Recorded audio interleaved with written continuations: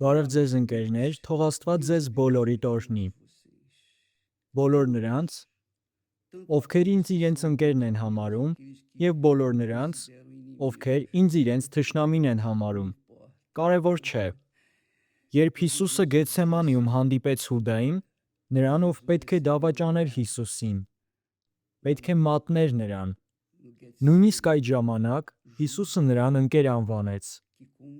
Ես չէի հասկանում, թե ինչ է դա նշանակում։ Ինչպես կարող է Հիսուսը ընկեր անվանել մի մարդու, ով եկել էր, որպեսզի մատներ նրան։ Եթե մտածենք, այդքան բանից հետո Հուդան չէր կարող լինել Հիսուսի ընկերը։ Բայց այստեղ մենք տեսնում ենք Հիսուսի վերաբերմունքը։ Եվ հենց դրա համար էլ մենք բարևում ենք բոլորին, բոլոր նրանց, ովքեր մեր ընկերներն են, եւ փառք Աստծուն դրա համար։ Եվ նույնպես բոլոր նրանց, ովքեր չեն ցանկանում մեր ընկերը լինել, ովքեր մեր թշնամիներն են։ Եթե մարդիկ չեն ցանկանում ձեզ հետ լավ հարաբերությունների մեջ լինել, ինչ կարող եք անել։ Ոչինչ։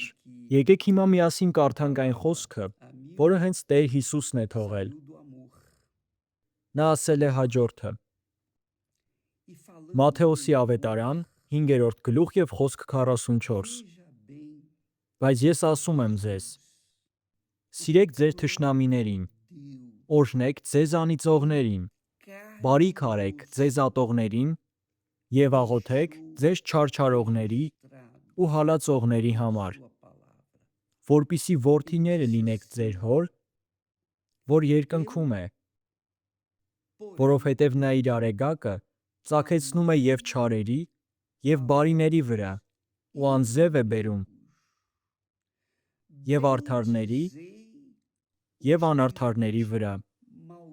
Ուրեմն, որպեսզի լինենք Աստծո որդին, հենց այսպես պետք է վարվենք։ Մարդը պետք է ունենա այսպիսի բնավորություն, այսպիսի պահելաձև, որպեսզի կոչվի Աստծո որդին։ Ուրեմն պատկերացրեք, Հիսուսը ներման մասին էր խոսում։ Եվ դուք շուտով կհասկանաք, թե ինչ է նշանակում իրական ներումը։ Ներումն ինչ-որ հասարակ բան չէ։ Որովհետև երբ դուք ներում եք, դուք ինչ-որ բարի բան եք ցանկանում այդ մարդու համար։ Եվ մենք շատ անգամ ասել ենք, որ ներումը զգացմունքների հետ ոչ մի կապ չունի։ Որովհետև ինչպես մենք կարող ենք սիրել մեր թշնամիներին։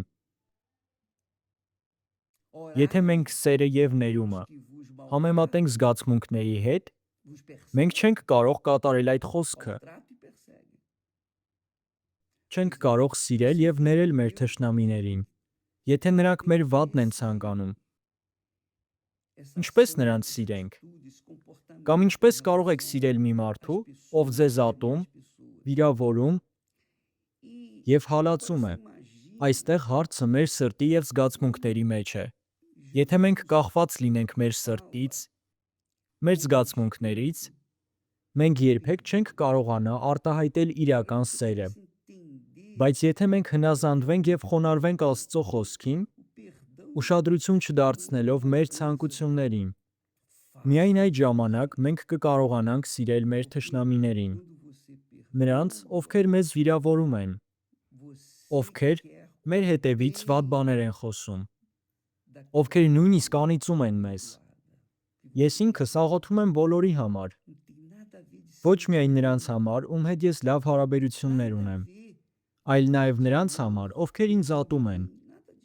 Նույնիսկ Հայր մեր աղոթքի մեջ, երբ մենք դիմում ենք Աստծուն, արդեն առաջին խոսքերից պարզ է դառնում, որ Աստված ինչ-որ կոնկրետ մարդու հայրը չէ, Աստված բոլորի հայրն է։ Աղոթելով մենք ասում ենք. Հայր մեր, եւ ես աղոթում եմ ձեր բոլորի համար։ Աղոթում եմ նույնպես այլ եկեղեցիների համար։ Աղոթում եմ այն հովիվների համար, որոնք ուրիշ եկեղեցիներում են ծառայում,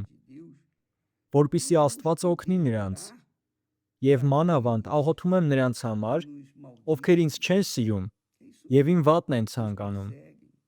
Գիտեք ինչու։ Որովհետև ես հնազանդ եմ Աստծո խոսքին։ Երբ մենք ասում ենք, որ պետք է սիրենք մեր թշնամիներին, դա չի նշանակում, որ մենք պետք է շարունակենք շփվել այն մարդկանց հետ, ովքեր ատում են մեզ։ Բայց հասկացեք, այստեղ կարևորը, թե ինչ կա ձեր սրտում այդ մարդկանց հանդեպ։ Որովհետև երբ մենք ասում ենք, որ պետք է սիրենք մեր թշնամիներին, մենք պետք է նրանց լավը ցանկանանք, անկախ նրանից, թե ինչպիսին է նրանց վերաբերմունքը մեր հանդեպ։ Եվ երբ դուք ցանկանում եք ինչ-որ լավ բան անել նրանց համար, ովքեր ձեզ ատում են, ովքեր ձեզ վիրավորել կամ անիծել են, դուք ներում եք նրանց։ Երբ դուք աղոթում եք նրանց համար, այդ ժամանակ դուք ներում եք։ Այդ ամենն անելով դուք հնազանդ եք Աստծո խոսքին։ Եվ դուք Աստծո սերն եք ցույց տալիս։ Անկախ այն ամենից, այդ սերը փոխադարձ է, թե ոչ։ Եվ այդ սերը զգացմունքային սերը չէ։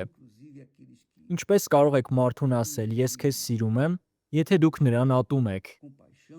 Դուք չեք կարող կառավարել ձեր սրտի զգացմունքները։ Եվ հենց դա է իրական սերը, երբ չնայած զգացմունքներին, դուք դա գործով եք ապացուցում։ Ինչպես որ Հիսուսն էր ասել. «Սիրեք ձեր թշնամիներին»։ Եվ շատերը մտածում են. միթե հակառակը չպետք է լինի։ Որպեսզի սիրելու փոխարեն մենք սպանենք մեր թշնամիներին։ Երբ ձեր կյանքը կամ ձեր ընտանիքի կյանքը վտանգի տակ լինի, երբ հարկավոր լինի, որպեսզի դուք պաշտպանեք ձեզ և ձեր մտերիմներին, դուք կարող եք նրանց պաշտպանել, և դա մեղք չի համարվի։ Միայն երբ ձեր թշնամին վտանգավոր կլինի ձեր և ձեր մտերիմների կյանքի համար։ Եվ իհարկե, երբ ձեր տուն գող մտնի, դուք ծնկի չեք գալու և աղոթեք Աստծուն ասելով.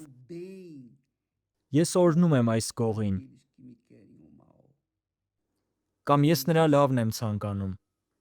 Իմաստուն եղեք և հասկացեք, որ իրավիճակները տարբեր են լինում։ Թշնամիներին սիրելը այսպես չէ,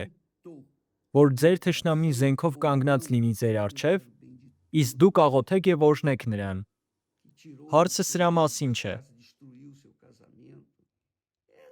Եվ նույնպես, թշնամին, ում մասին որ Հիսուսը խոսում է, կարող է նույնիսկ ձեր մտերիմը լինել, կարող է ձեր ընտանիքից լինել, ովքեր ձեզ չեն հասկանում, չեն ընդունում։ Եվ այդպիսի մարդկանց համար հարկավոր է աղոթել։